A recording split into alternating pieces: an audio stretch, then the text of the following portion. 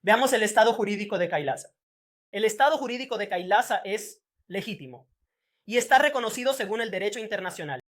Kailasa es un sujeto soberano del derecho internacional, poseyendo atributos distintivos derivados de la herencia del Pontífice Supremo del hinduismo, de la sucesión ininterrumpida y la revitalización de 21 antiguos estados soberanos hindúes e instituciones eclesiásticas hindúes, como el Swarnapeter Swarna Samaraya Sarvagnapitam y el Shyamala-Peter Sarvagnapitam.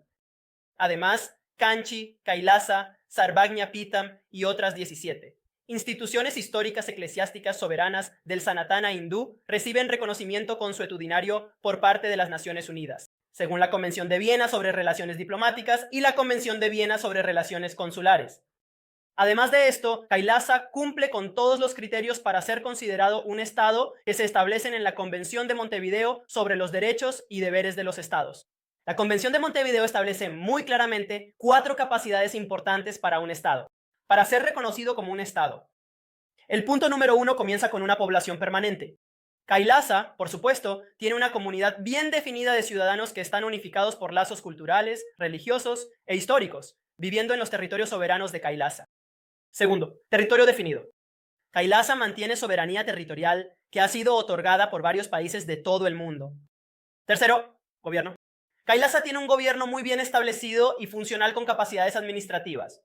Y cuarto, capacidad para entablar relaciones con otros estados, como lo demuestran nuestros acuerdos diplomáticos con varias naciones indígenas, con varios municipios en Bolivia y en otros países del mundo. Kailasa participa activamente en relaciones internacionales. La Convención de Montevideo sobre los derechos y deberes de los estados establece muy claramente que la existencia política de un estado es independiente del reconocimiento por parte de otros estados. Por favor, tengan muy claro, la existencia política del estado es independiente del reconocimiento por parte de otros estados. Y esto enfatiza los derechos inherentes de los estados a la autogobernanza, a la integridad territorial y a la independencia política. Además de esto, la doctrina de la continuidad se aplica a Kailasa. El derecho internacional reconoce la personalidad jurídica de un Estado al reconocer su identidad. Esta perspectiva se extiende a periodos de anexión u ocupación, donde se considera que la personalidad jurídica de un Estado persiste, permitiendo su posterior establecimiento. Ejemplos históricos que datan del siglo XVIII incluyen casos como Portugal y Génova, y casos de restablecimiento de estados después del Congreso de Viena de 1850. Además, ejemplos como Polonia, Etiopía, Checoslovaquia, Albania y Austria durante y después de la Segunda Guerra Mundial sirven como otros casos modernos de restablecimiento de estados, ofreciendo evidencias adicionales para reconocer y preservar la personalidad jurídica de un estado a lo largo de un largo periodo de tiempo.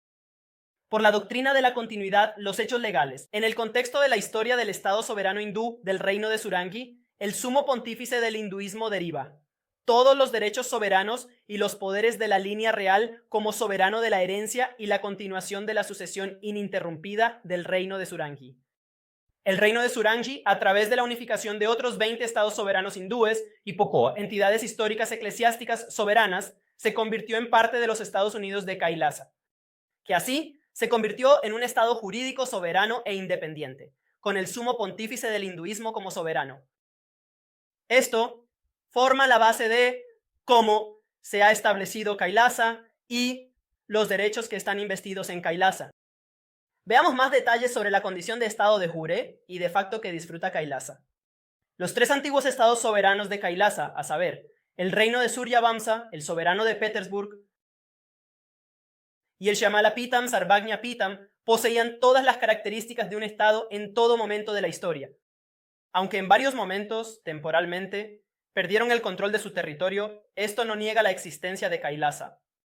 Según la doctrina de la continuidad en el derecho consuetudinario internacional, que establece muy claramente que los levantamientos y revoluciones dentro de un país, los cambios en las formas de gobierno, la extensión del territorio de un país y las medidas tomadas durante una ocupación militar no afectan la existencia de un Estado. Como Estado jurídico, Kailasa posee una personalidad jurídica internacional, lo que significa que puede celebrar tratados, unirse a organizaciones internacionales y presentar reclamaciones en todos los tribunales internacionales.